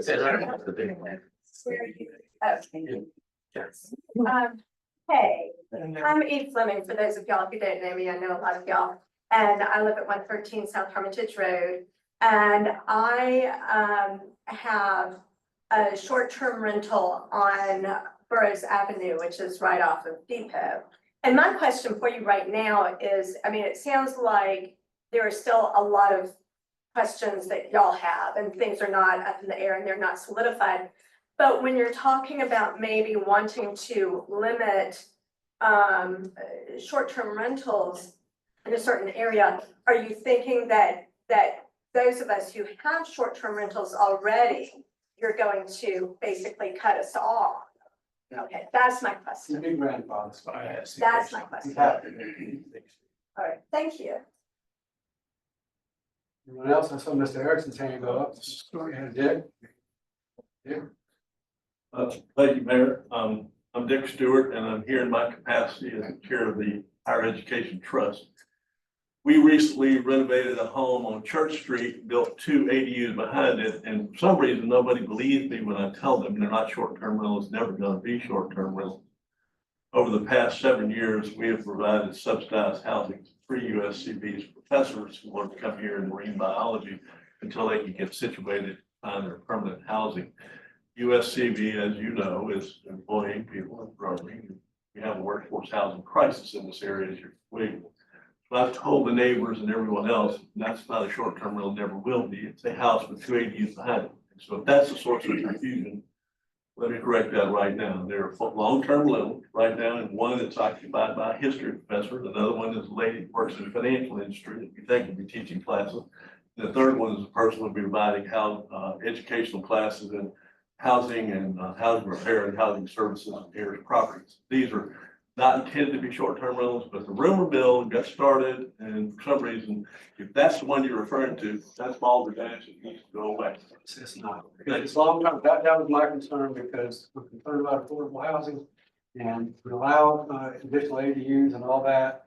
My original thought was it was going to be for long-term housing, and it turns out to be the opposite, short-term. And I get it, because it's money involved, but we don't want to create a situation where we have neighborless neighborhoods.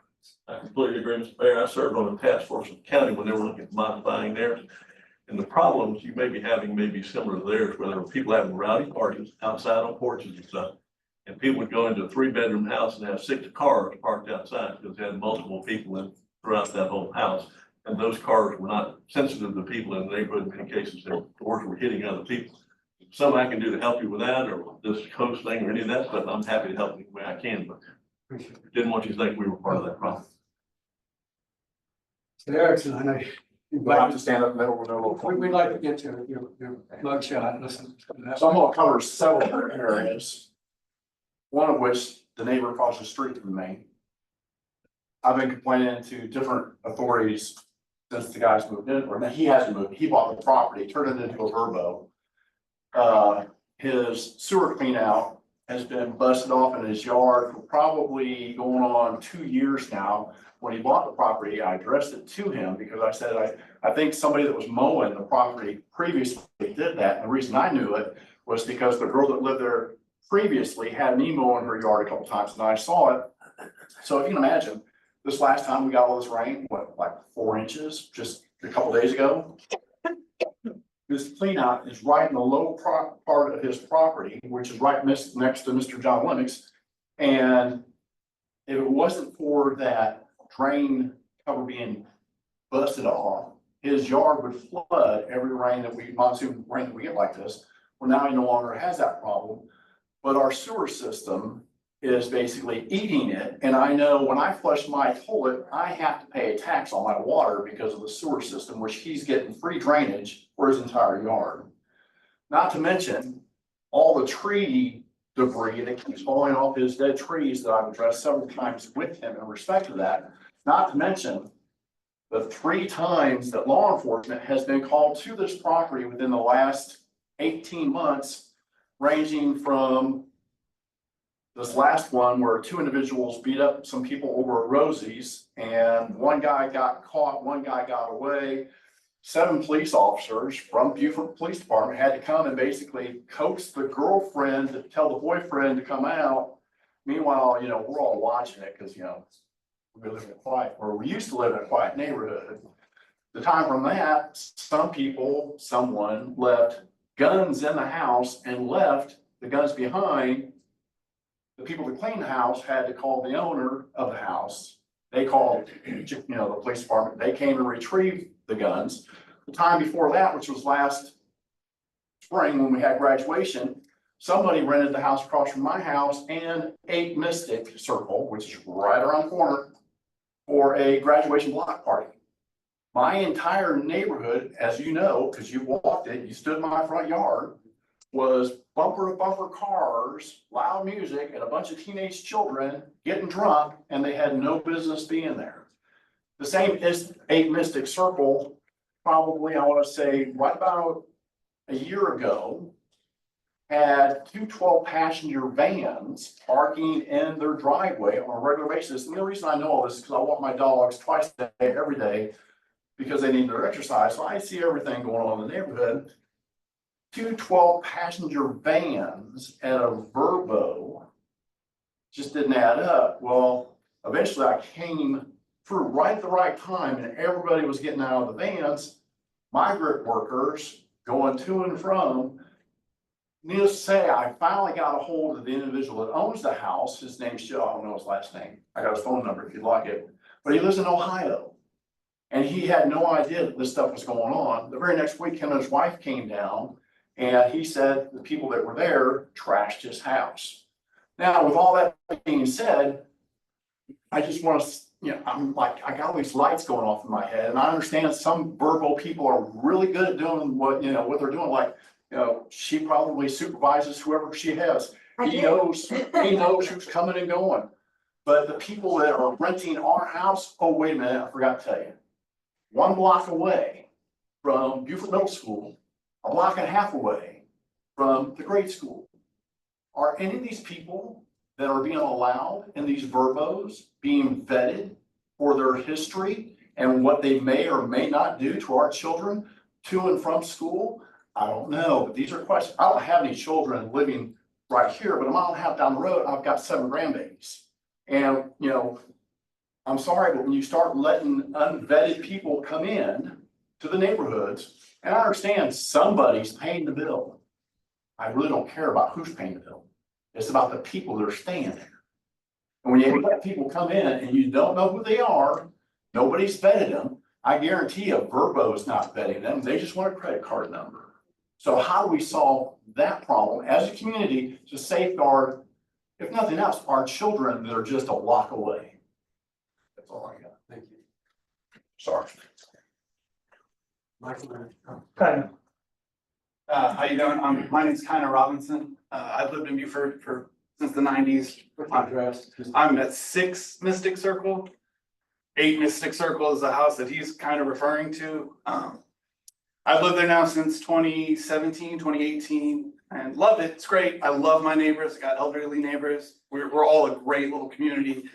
When this house was bought next door to me, it's like he said, people are just kind of coming and it is what it is. I did not buy a house in a neighborhood that I grew up in. I grew up in Mossy Oaks. I lived right down the street from my father to live right next to kind of this passively in and out hotel, for lack of a better term. I put up a privacy fence, spent thousands of dollars trying to just maintain a privacy fence. I have a 4-year-old daughter. We have people coming in, like he said, we have 12, 13 migrants came in. I don't know any of these people. It's like a devil you know. I'd rather have a bad neighbor that I can kind of plan around than people constantly coming into my neighborhood, living right next door to my 4-year-old daughter. I've had children, I say children, teenagers. Last year, 15 teenagers out there drinking, fighting, literally fist fighting on their front. My 4-year-old daughter, Daddy, what are they doing? You know, honey, just go inside, Daddy will take care of it. Just people, I've had 2 weeks ago, people sitting on their front porch, smoking weed, just enjoying having a good time, partying. That's not the neighborhood I moved into when I bought my place. It's not the neighborhood I want to live in now. It puts me on edge constantly when I don't know the people that are constantly coming in and leaving. He brings up a good point that some of these people, it takes one psychopath to move in, stay for a couple days, see that I'm at work, come over, assault my daughter, assault my wife while I'm not there. It takes one person to ruin my life. It's super frustrating that I have no recourse other than to sell my house, sell my property, move somewhere else. I don't want to do that. I love my neighborhood. I love the people in my neighborhood. It's just very, very frustrating, and I would love some kind of like overhaul or something that needs to be done, because it's scary. It's really scary having people who live next door to you that or who are coming next door to you that you don't have any say in, or you don't know. You just don't know. The unknown is very scary, especially when you have a 4-year-old daughter. And that's about all I gotta say. Can I say something? Yes. You do have something to do. You see him smoking weed out there or whatever, call the police. No, you're absolutely right. And those are steps I've taken. I've taken these steps, but Okay. I mean, you do these things. If you do it enough times though, so the owner is they're gonna get the owner for, the 3 strikes. That's what it's. Has anybody had their, sorry. I just have a really quick question. Has the city actually rescinded anybody's? Okay. Sorry. I know you get an interview, but we've got to have them. Yeah, no, sorry. Michael Anderson, Tier Circle. Has the city ever rescinded one of these licenses ever in its history? That I don't know. Okay, I just, because we talk about, this process of, there's a process to rescind properties that are detrimental to the neighborhood, that are affecting the issues, the neighbors and everything. And, the city can revoke it at any point in time, but again, it's kind of a big step of saying that you can do it versus actually doing it. I don't want to take up too much, I have more to say, but I want to get John up here, because John's lived there probably since the house was built. And I don't want to keep him too long, because I appreciate John coming out, so I'm gonna defer to him and then him and his daughter. He's 96, give him a minute. You're good for 96. He is. You don't have to stand up and salute me. I used to be on the list.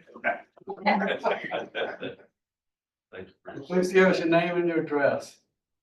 Yeah, I moved into Marcy Oaks in 1965. So I would say most of you guys went around then. Or you were teenagers. And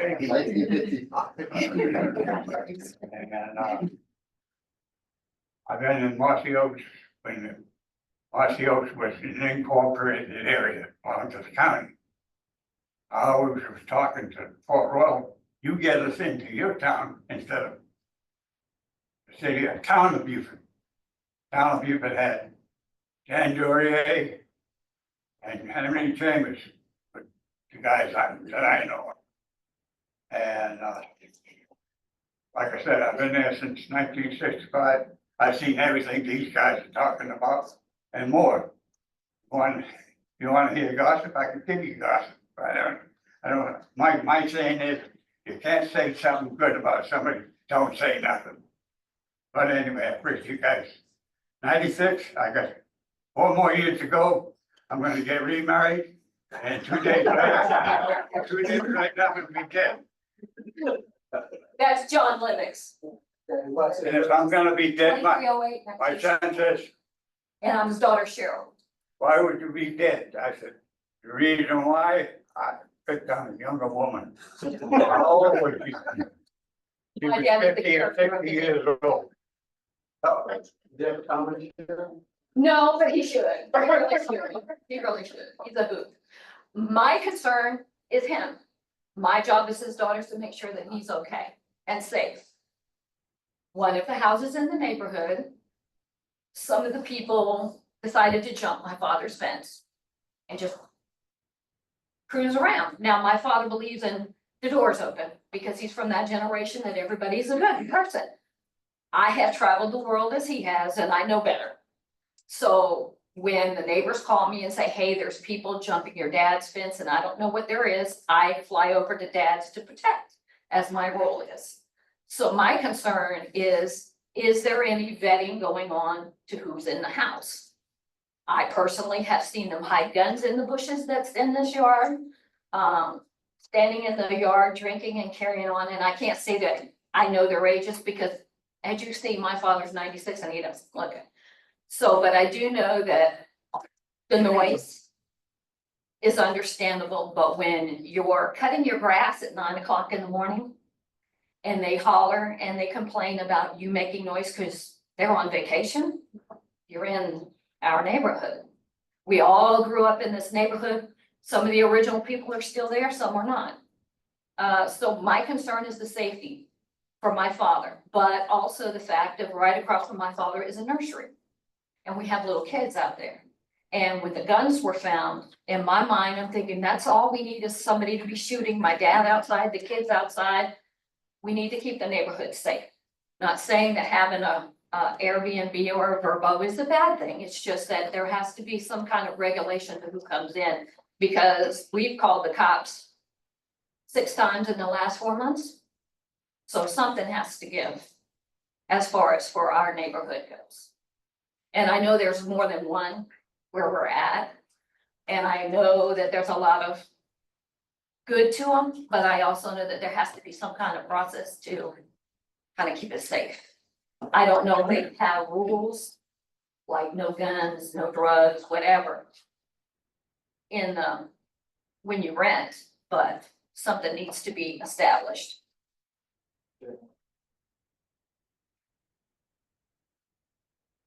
Hi, my name's Caroline Cosley, and Keith Fleming is my daughter-in-law, and we are kind of in this endeavor together. I want to explain, and I'm so sorry y'all have had such bad experiences, and I certainly do understand that. I think there's a misconception because we work through Airbnb, and there are very strict regulations. The people come with a history of their previous places that they've rented across the country. The majority of our guests are people that are coming in for their son or used to be their daughter to graduate from the Marine Corps Air Station.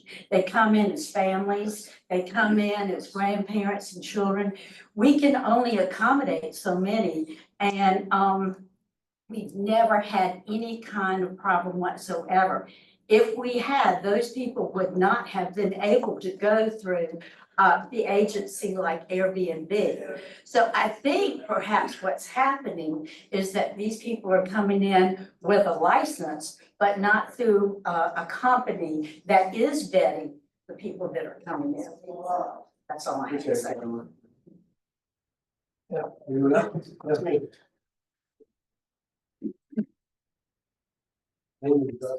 I'm Debbie Yeomans and I live at 2305 Shepherd Lane. I've grown up on Shepherd Lane. My dad was military, same as John. And the house across the street from us was also the officer of the Marines and house for left bus was the Navy veteran. I've lived in that house since 1972. Wonderful neighborhood. We didn't have locked doors. We never had to worry about that. We have a beautiful house on Ladies Island, my husband and I. But because of the neighborhood and continuity that I grew up in with that neighborhood, we decided to stay in my parents' home and we're gonna rent it. And that's great, you know, it's over. This situation with this house is out of control. You can have rules, you can have laws, you can have regulations, but they're not being followed by the people that's going into it. And I realize y'all rent and have people that are honest, but it's like anything else. People are not gonna follow the law. If they're gonna do it, they're gonna do it. I was sitting in the den and my neighbor called me and said, or texted me and said, cops are all out here. I look out the back door. There's 7 different cars, Fort Royal PD, Beaufort PD, fire truck, and an ambulance, because this fool, lack of better word, had barricaded in the house and would not come out. We don't need to live like that. That man right there does not need to worry. We don't need to worry about that man being dropped when he's out there raising or lowering his flag, which he does every day. Something's got to give with this. I don't know if it's just the person that has them. There is a daycare center right across the street from John's house. Those kids, you shouldn't have to drop your child off and worry about your kid being shot. I don't know what the answer is, but there is numerous problems with this individual, and this is not the first one he owns. There's a house another one that he owned, it was 2 houses between, yeah, you were leased out, there was 2 houses between. You don't have grass. It makes our neighborhood look trashy. I promise you this doesn't occur at Spanish Point or in the Old Point. I promise y'all that. And we pay taxes the same as everybody else does.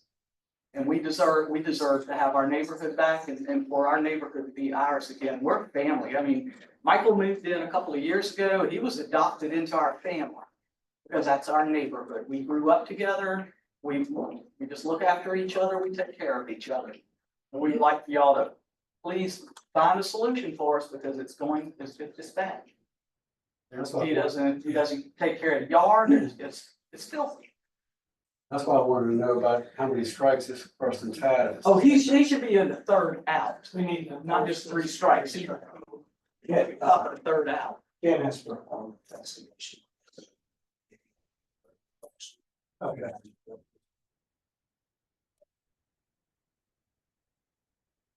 Michael, we got several people. Appreciate you guys taking the time to discuss this. I know it's not necessarily a popular subject here in Beaufort. But you know, again, some of the things I've talked to a bunch of the neighbors about this because we deal on this, you know, every time a car pulls into this Airbnb, we all hold our breath and we all wonder, all right, what's it going to be this week? Is it going to be something where, you know, we have to worry about John? Is it something where we have to worry about Debbie and her husband? Is it something where we have to worry about me and my dogs? You know, at least in the last 2 years, I'm just going to outline some things again. We've had guests screaming at residents for performing work on their home and property because it was disturbing their vacation. Multiple homes, and I'll circle back to this, being rented out for out of control parties involving minors with drugs, alcohol, tobacco, and firearms present. We've had guests hopping fences to harass and even feed neighbors as animals. That would be me. Trash and recycling bins have been left on the curb for weeks at a time with the lids open, encouraging vermin, including rats, to move into our neighborhood. No pest control of any kind being performed for the 2 years that this house has been, rented out for short term. And this is directly correlated to an uptick in German roaches and other desirable bugs on my property, trying to infiltrate my house and other neighbors' houses. Trash piled up in the yard, which thankfully Scott was able to address last year. Trash piled up in the yard to include mattresses, cardboard boxes, cords of wood that have attracted termites, trash bags, and including most recently this past year, dead animals, which took over a week to get removed after contacting the property owner multiple times. I understand that the city of Beaufort has a 6% cap per neighborhood. And Mike, this is for you. We've got, at the height of last year, we had 33%. 1 out of every 3 houses just on our street was an Airbnb. It's now gone down, but it is not 6%. We're probably Do you hovering have about, violations on all of those houses? pretty much, yeah. We've got violations on most of them. And most of them are owned by one individual. But again, I'm not here to talk about that particular individual. I'm talking about the issues that are at hand that are affecting our property values in our neighborhood.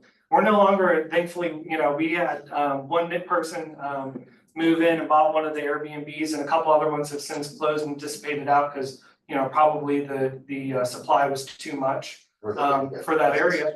Yeah, but it's, we're probably hovering around 18% just in our little cluster of our neighborhood in Mossy Oaks. And it gets to the point where, if you go for a walk, you can walk down and go Airbnb, oh, actually, that's a neighbor. No, that's another Airbnb. And at that point, we didn't buy in, and people who've lived there their entire lives did not buy into this neighborhood and move back from, Debbie moved back from Ladies Island because she loved that neighborhood so much. And now it's being brought down because we have, and unfortunately, I'm not saying this is the case with all Airbnb owners, but we do have irresponsible Airbnb owners. And the question of, does Airbnb do background checks? They do not. And I have a prime proof. The issue with the guns that was found in this Airbnb, that Airbnb was rented to a well-known drug dealer here in Beaufort County with multiple convictions, according to criminal court cases publicly available. He rented it the first week. He left a shotgun there in the closet. The shotgun was then turned over to the City of Beaufort Police Department. I don't actually know if that shotgun was returned to the gentleman in question, but he then was allowed to rent a second week in a row, which is when he and another gentleman assaulted a bunch of people down at the Roses, and then that's when we had our hole up.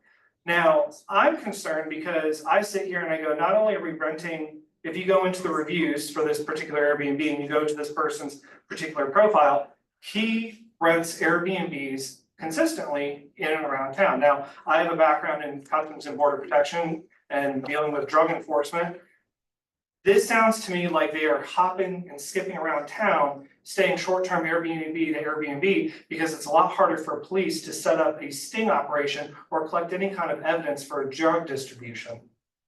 So are we to expect now that any Airbnb that opens is now possibly going to be the new turnout for whoever wants to come by and buy drugs that weekend, and then they'll be gone the next? What happens when a rival drug dealer finds out where they're popped up and located, doesn't like it, decides that they're going to perpetrate a drive-by and start shooting indiscriminately, and John's out there on his lawnmower? These are the things where I understand and I want to respect people's property rights on this, but we have people, unfortunately, who are making it worse for everybody else. And I'm just asking that the city look into this and basically say, if we are going to do this, we're going to have it consistent. If you are going to be renting this out, we're going to have pest control. We want to see the receipts for the pest control. If you're going to be renting this out, we want to make sure that things that pop up, I have an inspection report right over there for that Airbnb that stipulates, what was it, black mold and what else? Black mold and the sewer system. Sewer system, joist structural integrity is not there anymore. Right. Does the city even know? Is my question. Let's do an inspection. And they give you that, I'm correct. Is it as detailed as a purchasing, as a building inspection? That's my question. Michael, I mean, it's supposed to, we send a building inspector out, but it's usually when you get the permit the first time. Black mold, It's inspected on an annual basis. We don't do it on an annual Yes, it basis. is. Mine are. But usually the building inspector does. fire inspection. Um, Alarm system has. But I don't wanna. I think with all of the complaints, I think I'd be happy, and maybe Alan, if we could maybe sit down with representative in the neighborhood and see what's there. We have another meeting, so we're gonna have to close this and we'll come back to this. We are going to be addressing That's it. one quick question. If it's That's very quick. very quick. You keep referring to Airbnb. Short-term rentals. Okay, so it's not the company Airbnb, it's just short-term rentals. It's short-term rentals. but It's short-term rentals. Airbnb is just a synonym for, yeah, I know. It's not. I know it's not. I know it's Airbnb not. is an actual company. It is an actual company. And so is Verbo. And so is Verbo. I'm just using it as an abbreviation. I want to make sure that you explain it correctly, because somebody said it's just, it covers all short-term, it does. When you rent short-term, they don't, if you talk to most people, they don't call it short-term rentals. They Maybe either so. say Airbnb or they say Verbo. Maybe so, but that's what Mr. Lipscomb Yes. was asking specifically. We're gonna have to go upstairs. We have a regular meeting, so I'm gonna adjourn this meeting. We're going to be addressing this. We'll have another meeting come back. Sorry, Francis.